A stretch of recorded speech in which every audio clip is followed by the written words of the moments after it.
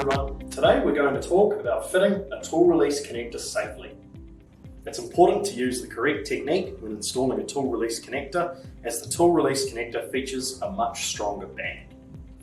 First of all, you're going to want to seat one side of the connector into the spigot. Then push the connector in with your thumbs and push the sides of the connector down into place in the spigot. Slide your thumbs up and out of the way so that they're not in between the connector and the spigot, and then release so the connector snaps into place. That way your fingers are never in between the connector and the spigot. To remove the tool release connector, you're going to need your tool release tool.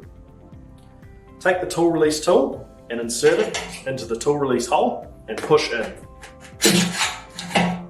Then, once the connector is released, grab and pull upwards so that your fingers are no longer in between the connector and the spigot, and pull upwards to release it from the spigot.